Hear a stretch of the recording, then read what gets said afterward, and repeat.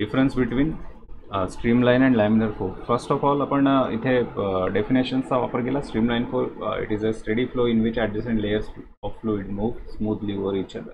ठीक आहे. Then turbulent फ्लोमध्ये हा एक तर अनस्टेडी फ्लो असतो. It is an unsteady flow due to high flow rate.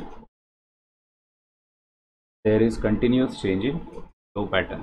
ठीक है. स्ट्रीमलाइन फ्लो मध्ये जी velocity at any given point is constant, is always constant, आणि turbulent flow मध्ये जी velocity of fluid at any point changes continuously. Then streamline flow मध्ये two streamlines can never intersect because they are always parallel.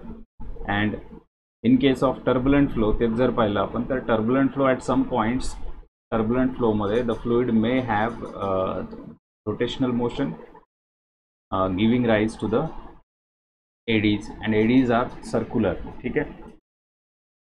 Means non straight. आता stretch नाही आहे तर parallel राहण्याचा प्रश्नच येत नाही. ठीक आहे. Then number 4, in a streamline flow the velocity is smaller than critical velocity. Critical वेलॉसिटीपेक्षा कमी असेल वेलॉसिटी तरच स्ट्रीमलाइन फ्लो असतो. आणि in a turbulent flow the velocity is greater than critical velocity. ठीक आहे. Then streamline flow over a plane surface. Plane surface म्हणजेच levelled surface म्हणू आपण त्याला. प्लेन म्हणजे लेवल्ड, एकसारखी लेवल असेल. तर एखाद्या लेवल्ड सरफेसवर किंवा प्लेन सरफेसवर जो स्ट्रीमलाइन फ्लो आहे can be assumed to be divided into number of plane layers. Number of plane layers. ठीक आहे. हे आपण आधीसुद्धा डिस्कस केलं आहे की एखादा जो फ्लो असतो फ्लुइडचा त्यामध्ये डिफरंट लेयर्स असतात. डिफरंट लेयर्स असतात. ठीक आहे. आता स्ट्रीमलाइन फ्लो जर आहे पर्टिक्युलरली तर त्या स्ट्रीमलाइन फ्लोमध्ये ठीक आहे प्लेन लेयर्स असतील. प्लेन लेयर्स म्हणजे काय तर या ठिकाणी समजा एखादा स्ट्रीमलाइन फ्लो आपण इंडिकेट करत आहोत. ठीक आहे. तर ज्या लेयर्स आहेत त्या प्लेन असतात. प्लेन असतात म्हणजे काय तर त्याला आपण नॉन इरेग्युलर म्हणू किंवा रेग्युलर म्हणू. प्लेन जर म्हटलं तर म्हणजे आपल्याला एक सारखा पॅटर्न पाहायला मिळेल त्या ठिकाणी. ठीक आहे. हा एक प्लेन आहे, त्यानंतर हा अनादर प्लेन आहे त्याच्या खाली, त्यानंतर हा अनादर प्लेन आहे त्याच्या खाली. सो ज्या डिफरंट लेयर्स आहेत या डिफरंट लेयर्स आहे. ही समजा लेयर 1 आहे, ही लेयर 2 आहे, ही लेयर 3 आहे. तर ईच लेयर एक प्लेन रिप्रेझेंट करेल किंवा प्लेनर असेल किंवा त्याला आपण प्लॅनर सुद्धा म्हणू शकतो. ठीक आहे. आता प्लॅनर किंवा प्लेनर म्हणजे काय तर फ्लॅट असेल ऑलमोस्ट काय असणार फ्लॅट. ठीक आहे. हे थोडं मी तुम्हाला इमेजेसद्वारे नेक्स्ट जेव्हा आपल्याला विस्कॉसिटी पाहायची आहे त्यावेळेस तुम्हाला with the help of images समजावून देईल. ठीक आहे. तर स्ट्रीमलाइन फ्लोला आपण कन्सिडर करू शकतो to be divided into number of plane layers. ठीक आहे. Because there is uniformity in the position of the streamlines. Streamlines uniformly placed असतात. ठीक आहे. आणि टर्बुलंटमध्ये याच स्ट्रीमलाइन्स रँडमली सिच्युएटेड असतात, ज्यांच्या डायरेक्शनसुद्धा वेगवेगळ्या असतील. कोणत्या पॉईंटवर कोणती डायरेक्शन असू शकते ते आपण सांगू शकत नाही नेमकं. ठीक आहे. आणि त्यामुळे युनिफॉर्मिटी नसल्यामुळे एकसारखेपणा नसल्यामुळे जसं इथे काहीतरी एकसारखेपणा दिसतो. सगळ्या ज्या स्ट्रीमलाइन्स आहेत त्यांच्या डायरेक्शन जर पाहिल्या आपण तर त्या सिमिलर आहे. भलेही एखाद्या स्ट्रीमलाइन ची वेलॉसिटी जास्त असेल किंवा एखाद्या स्ट्रीमलाइनची वेलॉसिटी कमी असेल. ठीक आहे.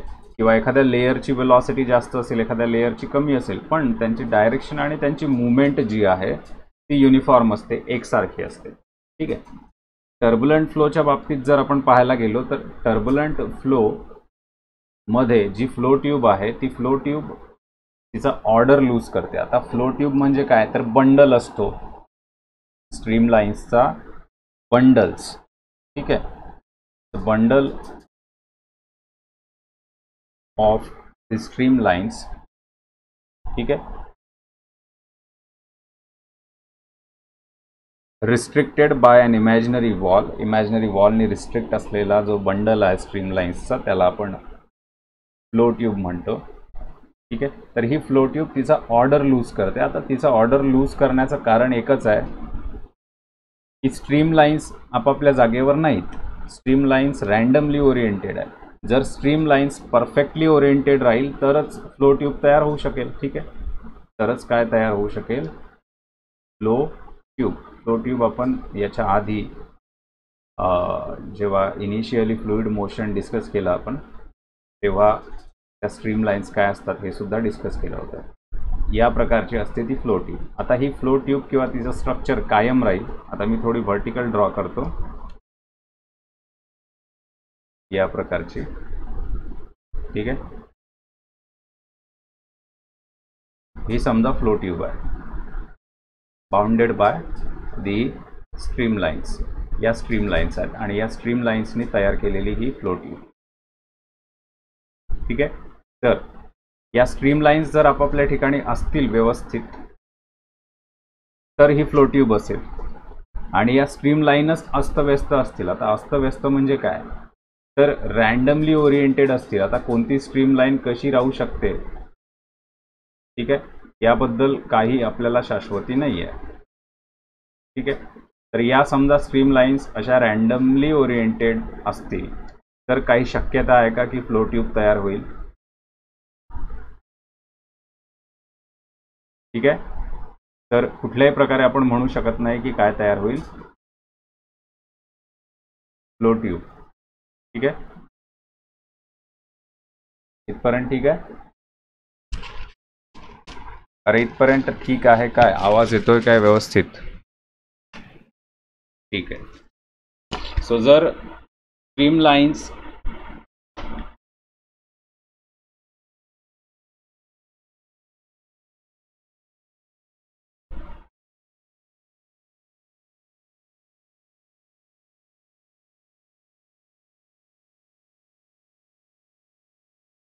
जर स्ट्रीम लाईन्ससाठी एक ठरलेलं स्ट्रक्चर असेल किंवा त्यांच्या ठरलेल्या फिक्स्ड पोझिशन्स असतील तर फ्लो ट्यूब तयार होऊ शकते. Otherwise in A turbulent flow ज्या स्ट्रीम लाईन्स आहेत त्या रँडमली ओरिएंटेड असतात आणि त्यांची डायरेक्शनसुद्धा कंटिन्युअसली चेंज होत असते. म्हणून नेमकं फ्लो ट्यूब जी आहे ती तिचं स्ट्रक्चर लूज करते किंवा तिचा ऑर्डर लूज करते, ठीक आहे. सो म्हणून आपण इथे लिहिलं आहे की टर्बुलंट फ्लोमध्ये flow tube loses its order and thus loses its uniformity, ठीक आहे. युनिफॉर्मिटी म्हणजे त्यात जो एक सारखेपणा असतो स्ट्रक्चरमध्ये फ्लो ट्यूबच्या due to the stream lines तो राहत नाही, ठीक आहे. त्यानंतर नेक्स्ट 6th पॉईंट जो आहे आपला, in a stream line flow through a pipe of uniform cross sectional area. Uniform cross sectional area एक सारखी थिकनेस किंवा क्रॉस सेक्शन असलेला जो पाईप आहे त्या पाईपमधनं जर स्ट्रीम लाईन फ्लो कन्सिडर केला आपण तर ज्या स्ट्रीम लाईन्स आहेत सगळ्या, ठीक आहे, या पॅरलल असतात to the axis of the tube.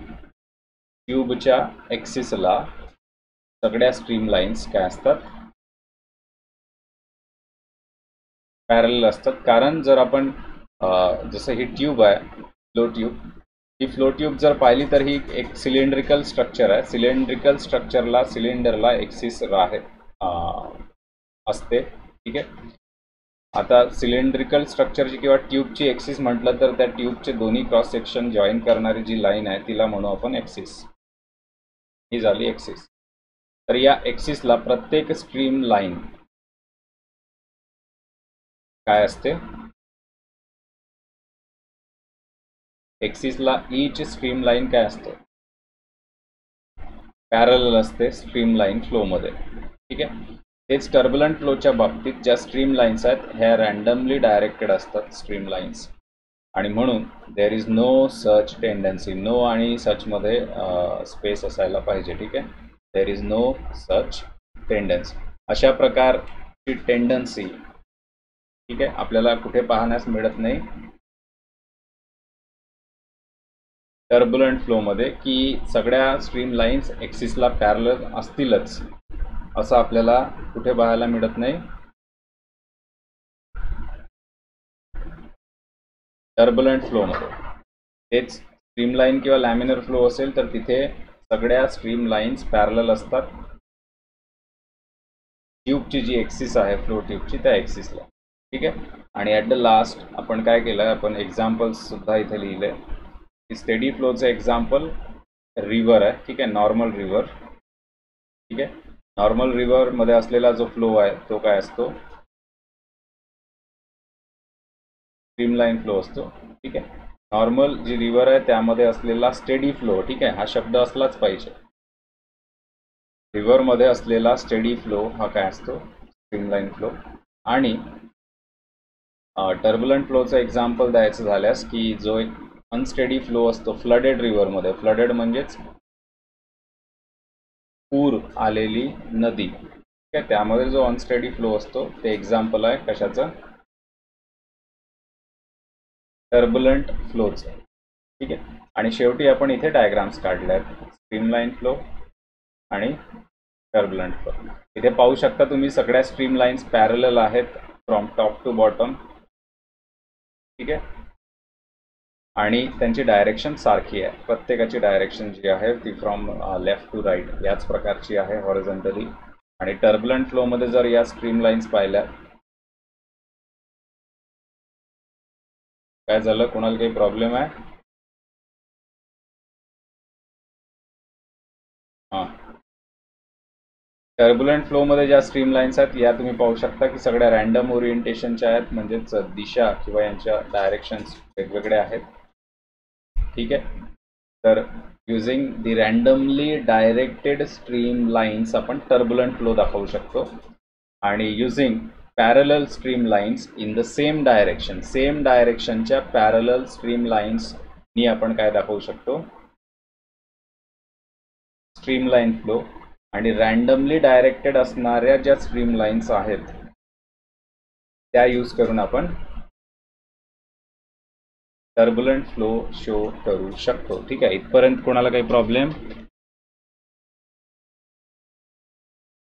ठीक आहे, तर हा होता difference between streamline flow and turbulent flow, जो तुमच्या एक्झामच्या दृष्टीने समोरच्या इम्पॉर्टंट आहे. ठीक आहे, नेक्स्ट आपल्याला पाहायचा आहे critical velocity and Reynolds number. ठीक आहे, critical velocity and Reynolds number. So first पाहू आपण क्रिटिकल वेलॉसिटी. आपण क्रिटिकल वेलॉसिटी याच्या आधी थोड्याफार प्रमाणात डिस्कस केली आहे की स्ट्रीमलाईन फ्लो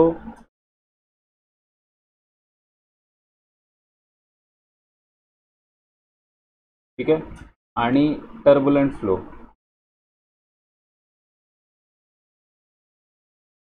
या बॅकग्राऊंडमध्ये कोणाला काही अडचणी आहे का? मी थोडं बॅकग्राऊंड चेंज केलं आहे, त्यामध्ये काही अडचणी आहे कोणाला?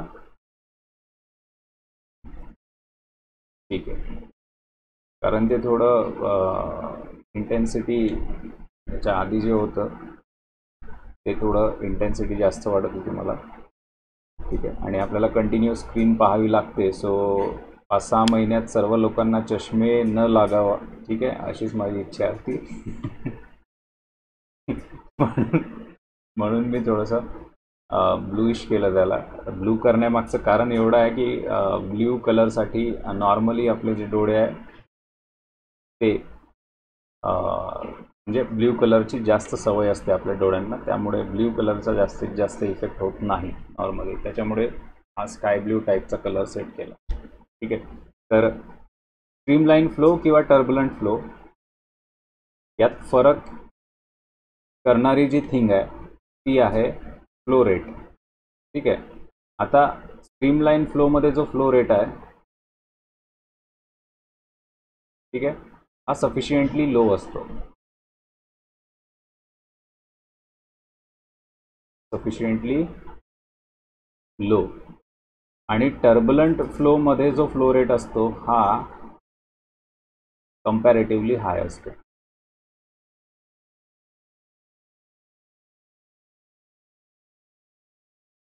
ठीक आहे, आता फ्लो रेट लो आहे म्हणजे याचा अर्थ असा होतो की जी वेलॉसिटी आहे किंवा जे प्रेशर आहे, ठीक आहे, ते लो असेल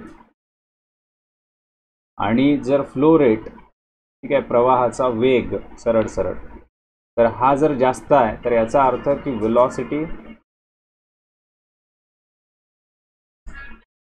किंवा प्रेशर हे जास्त आहे, ठीक आहे, वेलॉसिटी किंवा प्रेशर, ठीक आहे, जास्त आहे, ठीक आहे. तर आता इनडायरेक्टली स्ट्रीमलाईन फ्लो किंवा टर्बुलंट फ्लो हे आपण कशावरनं ठरवू शकतो, तर हे आपण डायरेक्टली वेलॉसिटीवरनं ठरवू शकतो, ठीक आहे. हे आपण ठरवू शकतो बाय वेलॉसिटी, ठीक आहे. आपण इथनं सुरुवात केली होती की स्ट्रीमलाईन फ्लो किंवा टर्बुलंट फ्लो दोन्ही डिपेंड करतात फ्लो रेटवर, ठीक आहे. फ्लो रेट जर लो असेल सफिशियंटली, ठीक आहे, तर वेलॉसिटी किंवा प्रेशर कमी असतं आणि याचा अर्थ जो फ्लो आहे तो काय असतो, स्ट्रीमलाईन. त्यानंतर फ्लो रेट जर कंपॅरेटिव्हली हाय असेल, म्हणजे वेलॉसिटी किंवा प्रेशर हाय असेल, तर जो फ्लो आहे तो टर्बुलंट असतो. म्हणजे जो डिसाइडिंग फॅक्टर आहे, जो ठरवणारा फॅक्टर आहे की स्ट्रीमलाईन फ्लो की टर्बुलंट फ्लो, हा कोणता आहे, डिसाइडिंग फॅक्टर वेलॉसिटी आहे. वेलॉसिटी जर कमी असेल तर स्ट्रीमलाईन फ्लो, वेलॉसिटी जर जास्त असेल तर टर्बुलंट फ्लो, ठीक आहे. नाउ ती सर्टन वेलॉसिटी की ज्या सर्टन वेलॉसिटी, एक ठराविक वेलॉसिटी ज्या ठराविक वेलॉसिटीपेक्षा जास्त असेल तर टर्बुलंट आणि त्या ठराविक वेलॉसिटीपेक्षा कमी असेल तर स्ट्रीमलाईन. ही जी डिसाइडिंग वेलॉसिटी आहे, डिसाइडिंग वेलॉसिटी ज्यावरनं ठरेल की फ्लो स्ट्रीमलाईन आहे की टर्बुलंट आहे, त्या वेलॉसिटीला म्हणतात क्रिटिकल वेलॉसिटी. त्या वेलॉसिटीला काय म्हटलं जातं, क्रिटिकल वेलॉसिटी, ठीक आहे. तर या क्रिटिकल वेलॉसिटीची डेफिनेशन पाहू आपण की the flow of a fluid, the flow of a fluid whether streamline or turbulent, म्हणजेच की जो फ्लो आहे, फ्लुइडचा प्रवाह आहे, तो स्ट्रीमलाईन आहे की turbulent, is differentiated on the basis of velocity. हे कशाच्या आधारे ठरवतात, वेलॉसिटी, ठीक आहे. So the flow of a fluid, whether streamline or turbulent, is differentiated on the basis of velocity of the flow. फ्लोच्या वेलॉसिटी वरून ठरवलं जातं की फ्लो टर्बुलंट आहे की स्ट्रीमलाईन आहे, ठीक आहे. Now the velocity beyond which, the velocity beyond which a streamline flow becomes turbulent, ठीक है. The velocity beyond which a streamline flow becomes a streamline flow becomes turbulent is called critical velocity, ठीक है. तो critical velocity काय असते की ज्या वेलॉसिटीच्या beyond, म्हणजे त्या वेलॉसिटीच्या पुढे स्ट्रीमलाईन फ्लो कन्वर्ट होतो इनटू टर्बुलंट फ्लो, ठीक आहे. आता एक लक्षात घ्या की एखादी रिव्हर आहे, एखादी काय रिव्हर, ठीक आहे. आता जनरली जर नदीचं पात्र, म्हणजेच जी रिव्हर बँक आहे, ती कंपॅरेटिव्हली जर मोठी असेल, ठीक आहे, तर जो फ्लो असतो तो फ्लो नॉर्मली आपल्या नॉर्मल रिव्हरचा फ्लो काय असतो, स्ट्रीमलाईन असतो, ठीक आहे.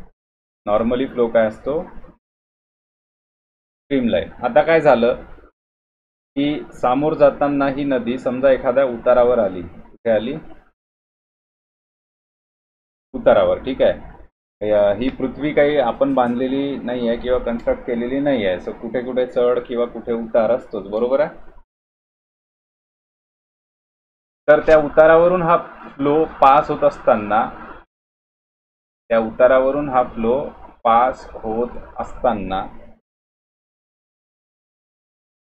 त्या प्रवाहाची टेंडन्सी चेंज होते, म्हणजे तो कन्वर्ट होतो from streamline to turbulent. किंवा एखाद्या ठिकाणी समजा एकदम जास्तच स्लोप असेल, स्लोप म्हणजे उतार, ठीक आहे, तर त्या ठिकाणी वॉटरफॉल तयार होतो, त्याला आपण धबधबा म्हणतो, बरोबर आहे. तर इथपर्यंत फ्लो स्ट्रीम लाईन आहे, ठीक आहे, इथपर्यंत. आणि इथून जसं त्या स्लोपच्या दिशेने ते मूव्ह करतंय, तर इथे जो फ्लो आहे हा फ्लो काय होईल, टर्बुलंट होईल, ठीक आहे. तुम्ही इमॅजिन करू शकता, जर एखाद्याने आपल्या इथे फेमस स्पॉट आहे मुक्ताईच म्हणतात ना त्याला, मुक्ताई आहे की मुक्ताबाई आहे ते तेवढं मला माहिती नाही. तर तिथे तो वॉटरफॉल पाहायला मिळतो. फॉल वरून जे फ्लुइड आहे ते खाली येत असताना जो फ्लो असतो तो कोणत्या प्रकारचा असतो, टर्बुलंट असतो, ठीक आहे. आता फरक काय पडला, तर फक्त जी वेलॉसिटी आहे ती वाढली, ते स्लोपवर जी वेलॉसिटी वाढली कशामुळे, तर ती वाढली ग्रॅव्हिटीमुळे वाढली ना. ग्रॅव्हिटीमुळे ॲसेलरेशन ॲक्ट होतं 9.8 metre per second square. So हे जे खाली येणारं फ्लुइड आहे, या खाली येणाऱ्या फ्लुइडची वेलॉसिटी 9.8 मीटर पर सेकंड नी काय होईल, वाढेल, बरोबर आहे. त्यामुळे हा फ्लो कन्वर्ट झाला from streamline to turbulent, ठीक आहे. तर आता समजा एखाद्या ठिकाणी स्लोप फारच कमी आहे, एखाद्या ठिकाणी स्लोप फारच कमी आहे, समजा 1-2 फीट्स आहेत, किंवा आपण त्याला फुट्स म्हणतो नॉर्मली, ठीक आहे. एकदम छोटी हाईट असणारा स्लोप आहे, ठीक आहे, समजा हा एवढाच आहे. तर इथे फ्लो टर्बुलंट होईल का, तर होणार नाही. इथेही स्ट्रीमलाईन राहील, इथे सुद्धा स्ट्रीमलाईनच राहील. याचं कारण काय, की इथे सफिशियंट वेलॉसिटी वाढत नाही, म्हणून इथे फ्लो टर्बुलंट होईल का, अरे टर्बुलंट होईल का, होणार नाही, ठीक आहे. कारण वेलॉसिटी सफिशियंटली वाढणार नाही, म्हणून तो फ्लो कन्वर्ट होणार, ठीक आहे. तर आपली क्रिटिकल वेलॉसिटी काय असते, तर द वेलॉसिटी बियॉन्ड विच, एक सर्टन मिनिमम वेलॉसिटी लागते की ज्या पुढे जो स्ट्रीमलाईन फ्लो आहे तो कन्वर्ट होतो इनटू टर्बुलंट फ्लो. जसा एखादा मोठा वॉटरफॉल, ठीक आहे, छोटासा नाही, मोठा वॉटरफॉल लाईक मुक्ताबाई समजा, तर त्यावेळेस जो फ्लो आहे तो कन्वर्ट होतो from streamline to turbulent, ठीक आहे. तर ज्या वेलॉसिटीला हे कन्वर्शन घडतं त्या वेलॉसिटीलाच काय म्हणतात, क्रिटिकल वेलॉसिटी, ठीक आहे. So the velocity beyond which A streamline flow becomes turbulent, ठीक आहे. एक स्ट्रीमलाइन फ्लो कन्वर्ट होतो इंटू टर्बुलंट फ्लो ज्या वेलॉसिटीच्या पार, ठीक आहे, त्या वेलॉसिटीला म्हटलं जातं क्रिटिकल वेलॉसिटी, ठीक आहे. ही डेफिनेशन तुम्हाला 1 ते 2 मार्क्ससाठी विचारल्या जाऊ शकते, ठीक आहे. याच्या आधी एक क्रिटिकल वेलॉसिटी होती, जुन्या सिलेबसमध्ये असतो आपण, तर ग्रॅव्हिटेशन नावाचं चॅप्टर होतं, त्या ग्रॅव्हिटेशनमध्ये सुद्धा क्रिटिकल वेलॉसिटी आहे, आणि या नवीन सिलेबसमध्ये सुद्धा क्रिटिकल वेलॉसिटी आहे. पण ही क्रिटिकल वेलॉसिटी डिसाइडिंग आहे in between streamline and turbulent flow. ती क्रिटिकल वेलॉसिटी सॅटेलाइटच्या लॉन्चसाठी होती, ठीक आहे. पण तो पोर्शन आता सध्या नाही आहे, पण तरी आपल्याला क्रिटिकल वेलॉसिटी आहेच, ठीक आहे. So the velocity beyond which a streamline flow becomes turbulent is called as critical velocity, and according to Osborne Reynolds according to Osborne Reynolds. ठीक आहे, रेनॉल्ड्सचा पेन लक्षात ठेवायचा, त्या सायंटिस्टचं नाव सुद्धा लक्षात राहील. So according to Osborne Reynolds the critical velocity is given by. आता आपल्याला याचे प्रूफ नाही आहेत, ठीक आहे, कारण आपल्याला फक्त जो इंट्रोडक्शरी पार्ट आहे तोच आहे या तुमच्या सिलेबसमध्ये, त्यामुळे जे डेरिवेशनचे पार्ट्स आहेत ते आपल्याला नाही आहे. सो फक्त आपल्याला जे फॉर्म्युलेज आहेत तेच लक्षात घ्यायचे आहेत. So according to Osborne Reynolds the critical velocity is given by r suffix n into या सिम्बॉलचं नाव सांगायचं आहे upon rho into small d. याला काय म्हणतात? या सिम्बॉलचं नाव काय आहे? ईटा. ठीक आहे. So critical velocity is equals to r suffix n into eta, ठीक है, upon rho into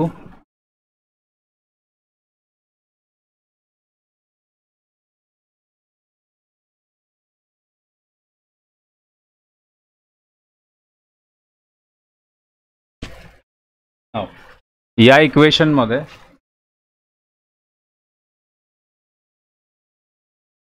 small VC ने डिनोट करतोय आपण क्रिटिकल वेलॉसिटी. ठीक आहे. कॅपिटल R सफिक्स n हा रेनॉल्ड्स नंबर आहे. ठीक आहे, कारण त्यानेच शोधली आहे ती.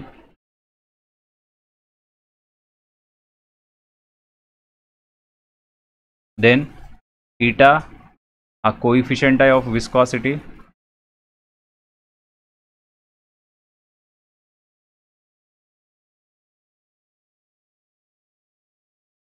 त्यानंतर रो आपल्याला माहितीच आहे, ही डेन्सिटी ऑफ फ्लुइड. ठीक आहे. आणि डी हा डायमीटर आहे ऑफ द ट्यूब. आता ट्यूब म्हणजे फ्लो ट्यूब या ठिकाणी. ठीक आहे, फ्लो ट्यूबचा डायमीटर असेल. ठीक आहे. तर according to Osborne Reynolds the critical वेलॉसिटीचा जो फॉर्म्युला आहे तो आहे Reynolds number into coefficient of viscosity upon density of fluid into diameter of tube. ठीक आहे. तर हा आपल्याला याच रीतीने रिमाइंड करायचा आहे किंवा पाठ करायचा आहे. ठीक आहे. तर तुम्हाला क्रिटिकल वेलॉसिटीची डेफिनेशन विचारल्या जाऊ शकतो, त्याचा फॉर्म्युला सुद्धा विचारला जाऊ शकतो. आता ही वेलॉसिटी आहे तर याचं युनिट आणि डायमेन्शन सांगायची गरज नाही. युनिट SI युनिट राहील मीटर पर सेकंड आणि डायमेन्शन्स असतील L1 m0 t-1. ठीक आहे. ते सुद्धा तुम्ही ॲडिशनली इथे लिहू शकता. ठीक आहे. तर तुम्हाला डिफाईन द क्रिटिकल वेलॉसिटी या प्रकारचा क्वेश्चन विचारला जाऊ शकतो. ठीक आहे. सो समजलं क्रिटिकल वेलॉसिटी काय असते? ठीक आहे. Next Reynolds number. ठीक आहे. आता रेनॉल्ड्स नंबर हा आपल्याला क्रिटिकल वेलॉसिटीच्या इक्वेशनवरूनच मिळतो. क्रिटिकल वेलॉसिटीचं इक्वेशन काय आहे? VC equals to Rn into eta upon rho into small t. बरोबर आहे. यालाच जर आपण Rn साठी अरेंज केलं म्हणजे रेनॉल्ड्स नंबरसाठी, तर Reynolds number is equals to काय होणार? Critical velocity into density into diameter upon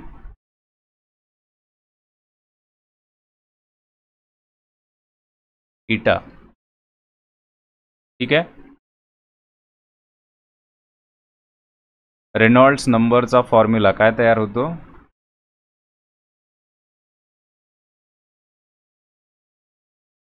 Reynolds नंबरचा फॉर्म्युला काय तयार होतो? VC into rho into small d upon eta. ठीक आहे. तर बाकी याची काही डेफिनेशन नाही आहे. रेनॉल्ड्स नंबरची. ठीक आहे, स्टँडर्ड काही डेफिनेशन नाही आहे, फक्त त्याचा फॉर्म्युला आहे आणि तो फॉर्म्युला सुद्धा आपण कुठून डिराईव्ह करतो, फ्रॉम क्रिटिकल वेलॉसिटी. ठीक आहे, so the equation for Reynolds number from the critical velocity can be written as critical वेलॉसिटीच्या एक्सप्रेशनवरनं आपण रेनॉल्ड्स नंबरसाठी असणारं इक्वेशन लिहू शकतो. R N is equals to V C into rho into d upon eta. ठीक आहे, नाव रेनॉल्ड्स नंबरचे काही कॅरेक्टरिस्टिक्स किंवा काही प्रॉपर्टीज आहेत. ठीक आहे, Reynolds number is a pure number. काय असतो हा? Pure number. प्युअर नंबर काय रिप्रेझेंट करतो? फक्त क्वांटिटी रिप्रेझेंट करतो, लाईक 1 2 3 4 5 6 अँड सो ऑन. ठीक आहे, यांना म्हटलं जातं प्युअर नंबर्स इन्क्लुडिंग 0. तर हे झाले pure numbers with no unit no dimensions. यांना युनिट सुद्धा नसतात, यांना डायमेन्शन सुद्धा नसतात. ठीक आहे, so the Reynolds number is a pure number. ठीक आहे, प्युअर नंबर असतो. It has no unit and dimensions. ठीक आहे, नाव आता एक इंटरेस्टिंग पॉइंट आहे या ठिकाणी की it is found that for R N म्हणजे रेनॉल्ड्स नंबर लेस दॅन 1000, जर रेनॉल्ड्स नंबर लेस दॅन काय असेल 1000. ठीक आहे, तर जो फ्लो आहे तो स्ट्रीमलाईन असतो. ठीक आहे, आणि जर रेनॉल्ड्स नंबर ग्रेटर दॅन 2000 असेल, ग्रेटर दॅन 2000, तर फ्लो आपला टर्बुलंट होतो. ठीक आहे, हे तुम्हाला MCQ मध्ये विचारलं जाऊ शकतं. ठीक आहे, हे जे फॅक्ट्स आहेत, हे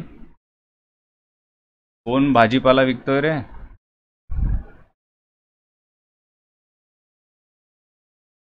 तर हे तुम्हाला MCQ मध्ये विचारल्या जाऊ शकतं. ठीक आहे, सो हे फॅक्ट्स लक्षात ठेवा की रेनॉल्ड्स नंबर जर लेस दॅन 1000 असेल तर स्ट्रीमलाईन फ्लो असतो. रेनॉल्ड्स नंबर जर ग्रेटर दॅन 2000 असेल तर फ्लो टर्बुलंट असतो. आणि जर Reynolds number is between 1000 to 2000 असेल, म्हणजे 1000 ते 2000च्या मध्ये असेल. ठीक आहे, तर जो फ्लो आहे तो फक्त अनस्टेडी होतो. ठीक आहे, काय होतो? अनस्टेडी होतो. अनस्टेडी होतो पण तो ना स्ट्रीमलाईन असतो ना टर्बुलंट असतो. ठीक आहे, तर तो फक्त कन्व्हर्शनच्या फेजमध्ये असतो. कन्व्हर्शनच्या म्हणजे एक तर स्ट्रीमलाईन पासून टर्बुलंट होत असेल किंवा टर्बुलंट पासून स्ट्रीमलाईन होत असेल, जेव्हा रेनॉल्ड्स नंबर हा 1000 ते 2000च्या मध्ये असेल, इन बिटवीन 1000 अँड 2000.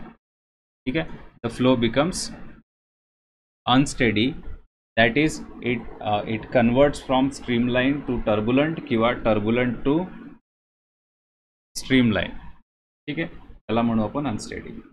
ठीक आहे, सो हे काही इम्पॉर्टंट फॅक्ट्स होते बेस्ड ऑन रेनॉल्ड्स नंबर. ठीक आहे, सो रेनॉल्ड्स नंबरसाठी आपल्याला त्याचं इक्वेशन इम्पॉर्टंट आहे. R N equals to V C into rho into small d upon eta, where Vc is the critical velocity, rho is the density, small d is the diameter of the tube, and eta is the काय coefficient of viscosity. ठीक आहे, coefficient of आला ऐकू मला coefficient of viscosity. ठीक आहे, कोणाकोणाचा आवाज late येतो. ठीक आहे, माझ्यापर्यंत आणि तुटका फुटका आवाज येतो, त्याच्यामुळे ते आता नेटवर्क कंडिशन्समुळे आहेत, कारण आपण सगळे लोक काही सारख्या नेटवर्क कंडिशन्समध्ये नाही आहोत. ठीक आहे, तसं तर आता गव्हर्नमेंटने काय करायला पाहिजे की आपल्याला छोटे छोटे टॉवर्स शिकण्यासाठी प्रत्येक घरी द्यायला पाहिजे. ठीक आहे, जेणेकरून कोणाला काही प्रॉब्लेम होणार नाही. ठीक आहे, माझं शिक्षण माझी जबाबदारी.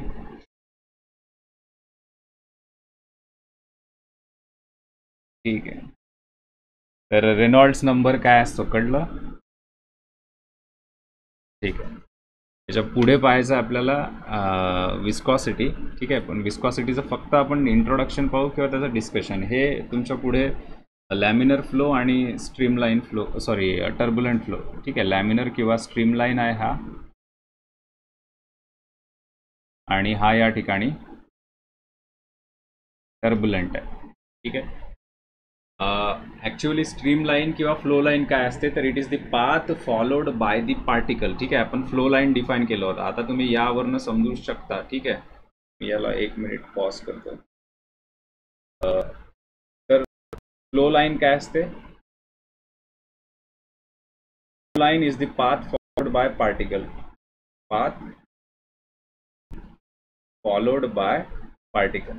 या ठिकाणी आता तुम्ही जे ब्ल्यू कलरचे छोटे डॉट्स पाहून राहिले, हे जे डॉट्स आहे, हे डॉट्स नथिंग बट काय पार्टिकल आहे. ठीक आहे, इथे सुद्धा हे जे ब्ल्यू डॉट्स छोटे छोटे हे पार्टिकल्स आहेत. या पार्टिकल्सनी फॉलो केलेला पाथ म्हणजे,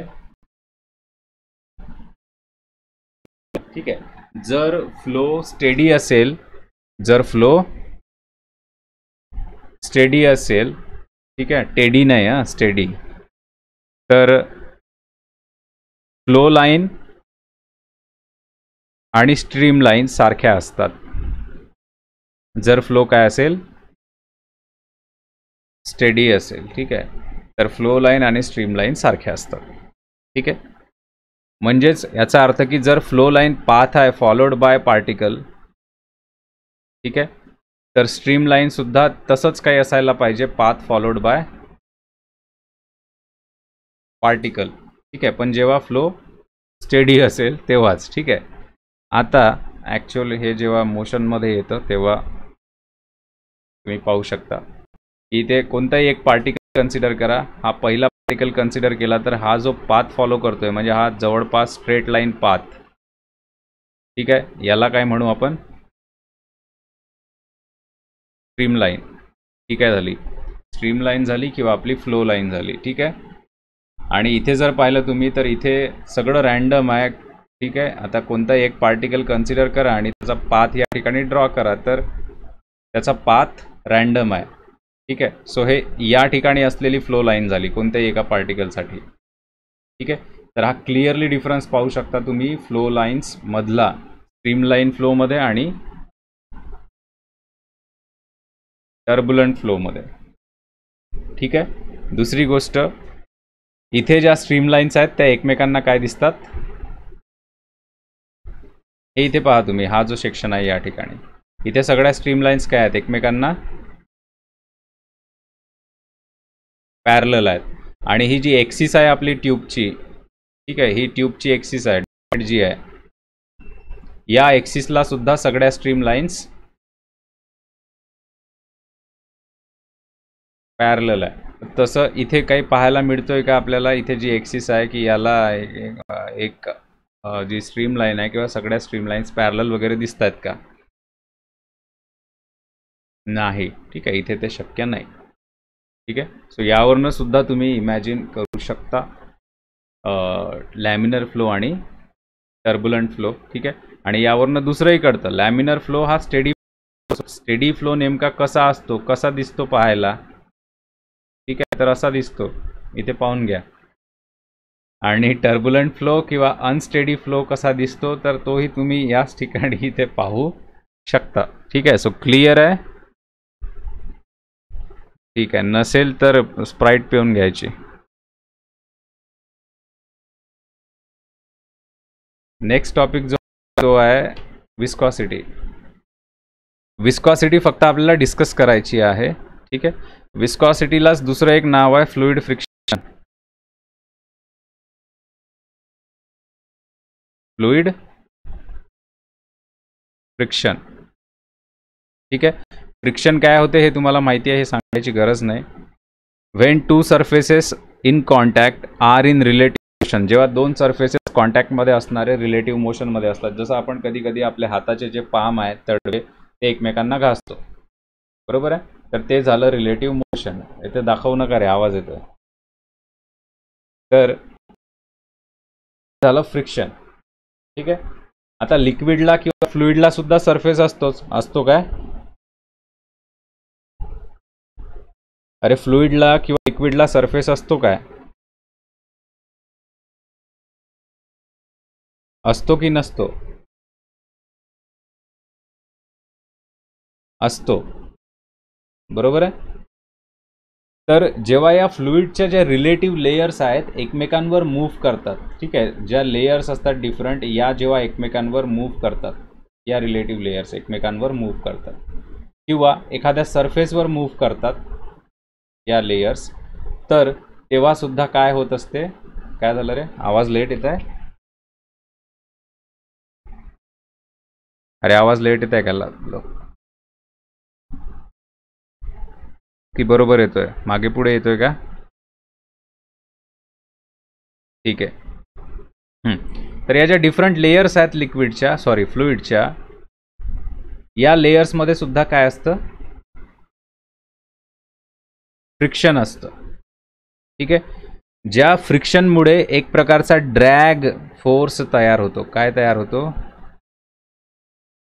ड्रॅग. ठीक आहे. आता हा ड्रॅग फोर्स काय करतो? तर जी मूवमेंट आहे फ्लुइडची त्याला अपोज करतो. त्याला काय करतो? अपोज करतो. ठीक आहे. तर जिथे अपोज जास्त असेल तिथे फ्लुइडची वेलॉसिटी कमी होईल आणि जिथे अपोज कमी असेल तिथे फ्लुइडची वेलॉसिटी जास्त होईल. ठीक आहे. आता हे तुम्ही क्लिअरली इथे पाहू शकता. ठीक आहे. इथे 3 प्रकारच्या तुम्ही नोझल्स पाहू शकता ज्यामध्ये वेगवेगळ्या प्रकारचं फ्लुइड आहे. ठीक आहे. मूवमेंट होताना दिसते का फ्लुइडची? ठीक आहे. इथे सर्वात फास्ट आहे. ठीक आहे. आता तुम्ही क्लिअरली पाहू नाही शकत असाल पण मला दिसते की इथे काय आहे? मिल्क आहे. ठीक आहे. इथे एखादं लो डेन्सिटी असणारं ऑइल आहे,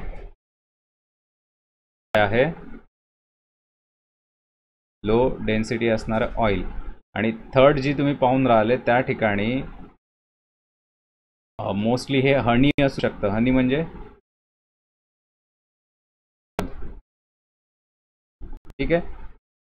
तर इथे काय होतंय नेमकं की जवळपास जी ओपनिंग आहे ती सारखी आहे प्रत्येक ठिकाणी असं समजू आपण. तर मिल्क सर्वात फास्ट खाली येताना दिसेल तुम्हाला. त्यापेक्षा स्लो खाली येताना तुम्हाला या ठिकाणी हे ऑइल दिसेल आणि त्यापेक्षाही स्लो काय दिसेल? काय दिसेल?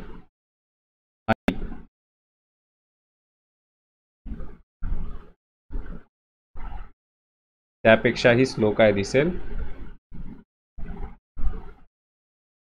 हनी. आता याचं कारण काय आहे की या तिन्ही प्रकारचे जे वेगवेगळ्या प्रकारचे आपल्याकडे फ्लुइड्स आहेत, या फ्लुइड्सच्या एक तर डेन्सिटीज वेगवेगळ्या आहेत आणि या फ्लुइड्सच्या त्यामुळे विस्कॉसिटी सुद्धा वेगवेगळ्या आहेत. ठीक आहे. जिथे डेन्सिटी आपल्या फ्लुइडची जास्त आहे तिथे जी विस्कॉसिटी आहे ती सुद्धा जास्त असते आणि जिथे डेन्सिटी फ्लुइडची कमी आहे, लेस डेन्सर फ्लुइड आहे, जसं कमी डेन्सर असणारं जे फ्लुइड असतं त्याला तुम्ही किंवा त्याचं एक्झाम्पल म्हणून पाहू शकता अल्कोहोल. ठीक आहे. आवाज बरोबर येतोय? तर सर्वात कमी डेन्सिटीचं आपल्या लाईफमध्ये असणारं जे एक्झाम्पल आहे ते म्हणजेच अल्कोहोल. अल्कोहोल डेन्सिटी ही कमी असते. ठीक आहे. आणि म्हणून अल्कोहोल असणारच सॅनिटायझर वापरतो आपण. ठीक आहे. जर कोरोनाचा थोडासा अभ्यास केला तर 90% अल्कोहोल असणारे आपण सॅनिटायझर्स वापरतो. का? तर याची डेन्सिटी फार कमी असते, त्यामुळे आपल्या स्किनमध्ये इझिली पेनेट्रेट होऊ शकते. सॅनिटायझर तुम्ही वापरलं असेल तर हाताला रब केल्याबरोबर स्किन सोक करून घेते. स्किन काय करते? सोक करून घेते. त्याच्यामुळे आपल्या जो सरफेस आहे आपल्या हँड्सचा किंवा पाम्सचा तो भलेही प्लेन दिसत असला तरी त्यात खूप छोटे छोटे पुअर्स किंवा डॉट्स असतात, खूप छोटे छोटे असतात. कुणाकुणाच्या तर तळहाताला सुद्धा घाम येतो. येतो काय? हो. तर मग तो येतो कुठून? जर आपला हात कम्प्लिटली जर पॅक असता तर तिथून बाहेर तो घाम यायचा प्रश्नच नाही. बरोबर आहे. तो जेव्हा घाम येतोय म्हणजे ऍक्च्युअली फ्लुइडच येत आहे बाहेर, म्हणजे छोटे छोटे तर छिद्र असायला पाहिजे जे आपल्या डोळ्यांनी दिसत नाही. सो छोटे छोटे पोअर्स असतात. त्या पुअर्स पर्यंत हे अल्कोहोल जातं. एवढी त्याची डेन्सिटी काय असते? कमी. म्हणून आपण अल्कोहोलचा यूज करतो. ठीक आहे. सो विस्कॉसिटीचं डायरेक्टली घेणं देणं जे आहे ते डेन्सिटी एखाद्या फ्लुइडची जर जास्त आहे तर त्याची विस्कॉसिटी सुद्धा जास्त असते, आणि डेन्सिटी जर कमी असेल तर त्याची विस्कॉसिटी म्हणजे जे फ्लुइड फ्रिक्शन आहे ते फ्लुइड फ्रिक्शन काय असतं? कमी. ठीक आहे. जसं एका ग्लासमध्ये तुम्ही समजा हनी घेतलं आणि एका ग्लासमध्ये वॉटर घेतलं. एका ग्लासमध्ये हनी, दुसऱ्या ग्लासमध्ये वॉटर. ठीक आहे. आता काय करायचं? आणखी 2 रिकामे ग्लास घ्यायचे आहे आणि ते वॉटर एक ग्लासमधून दुसऱ्या ग्लासमध्ये ओतायचं आहे, आणि सिमिलरली ते हनीसुद्धा एका ग्लासमधून दुसऱ्या ग्लासमध्ये ओतायचं आहे. तर वॉटर पटकन तुम्ही एका ग्लासमधून दुसऱ्या ग्लासमध्ये ओतू शकता. बरोबर आहे. पटकन इन्स्टंटली होतं. या वेळ लागतो काय? नाही. आणि तेच जर तुम्ही हनी एका ग्लासमधून दुसऱ्या ग्लासमध्ये टाकायचं म्हटलं तर थोडा वेळ लागतो. ठीक आहे. तर याला सुद्धा कारण काय आहे की हनीची विस्कॉसिटी जास्त आहे, आपल्या वॉटरची विस्कॉसिटी कमी आहे. ठीक आहे. त्यामुळे वॉटर इझिली फ्लो करू शकतं, किंवा फ्लो जो आहे तो इझी असतो वॉटरचा, आणि हनीचा जो फ्लो आहे तो थोडा स्लोवर असतो. ठीक आहे. याचं कारण असं की ज्या लेयर्स असतात फ्लुइडमध्ये, त्या लेयर्समध्येच फ्रिक्शन होत असतं. त्या लेयर्समध्येच काय होत असतं? फ्रिक्शन होत असतं. ठीक आहे. सो या लेयर्समध्ये होणाऱ्या फ्रिक्शनमुळे ज्या लेयर्स आहेत, ठीक आहे, त्यांची वेलॉसिटी किंवा त्यांची मूवमेंट स्लो डाऊन होते. त्यांची मूवमेंट किंवा वेलॉसिटी काय होते? स्लो डाऊन होत असते. ठीक आहे. तर हे कशामुळे? तर डिफरंट ज्या लेयर्स आहेत त्यामध्ये काय एक्झिस्ट करतं? फ्लुइड फ्रिक्शन आहे. नॉर्मल फ्रिक्शन नाही आहे, फ्लुइड फ्रिक्शन आहे. आणि त्यामुळे आपल्याला ही टर्म डिफाईन करावी लागते. काय? विस्कॉसिटी. याचं आणखी एक एक्झाम्पल आहे विस्कॉसिटीचं, की जो एखाद्या नदीचा प्रवाह असतो. ठीक आहे. तुम्हाला नदी दिसते का इथे? हां, ठीक आहे. चिमूरची उमा नदी.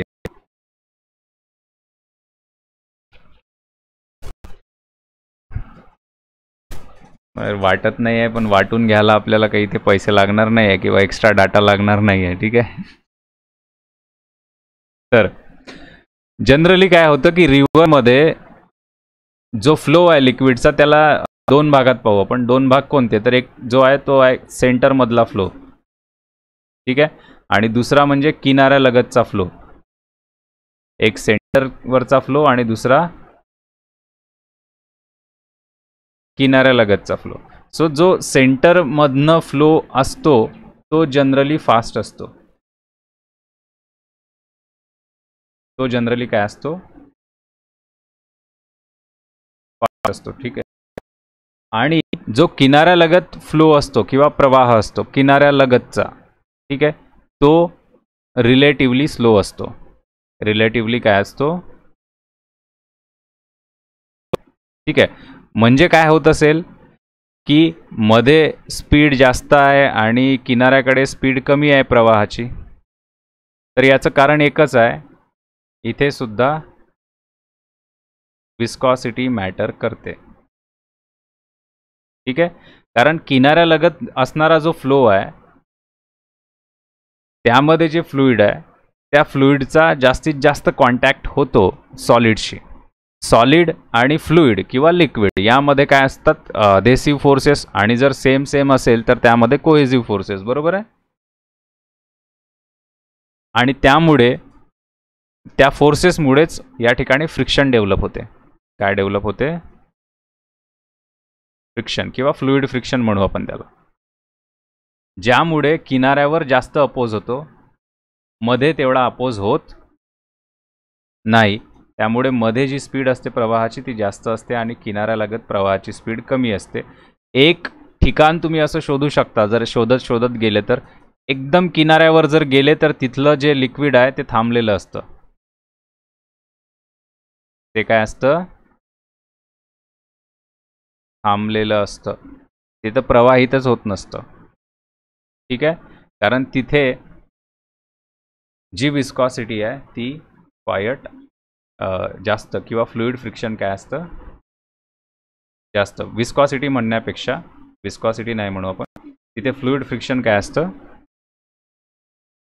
जास्त असतं. ठीक आहे, त्यामुळे किनाऱ्यालगत, एकदम लगत किनाऱ्यालगतचं जे फ्लुइड आहे ते फ्लो होत नाही, किंवा फ्लो होत असलं तरी त्याची स्पीड एकदमच काय असते?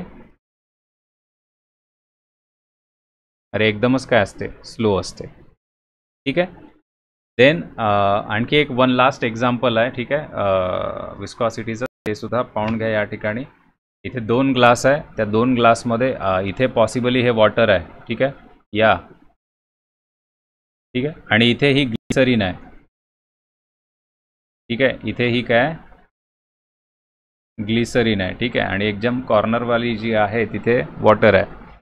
तर तुम्ही पाहू शकता की जो वॉटरचा या ठिकाणी जो फ्लो दिसतोय, ठीक आहे, त्यामध्ये जर पाहिलं तुम्ही निरीक्षण करून, चांगलं निरीक्षण, ऑब्झर्वेशन करून, तर जेव्हा वॉटर फ्लो जमा होतो एका ठिकाणी, ठीक आहे, किंवा एका ग्लासमध्ये आपण वॉटर पुअर करतोय, ओततोय, तर त्या ठिकाणी बबल्स वगैरे तयार होत आहेत. काय तयार होतात?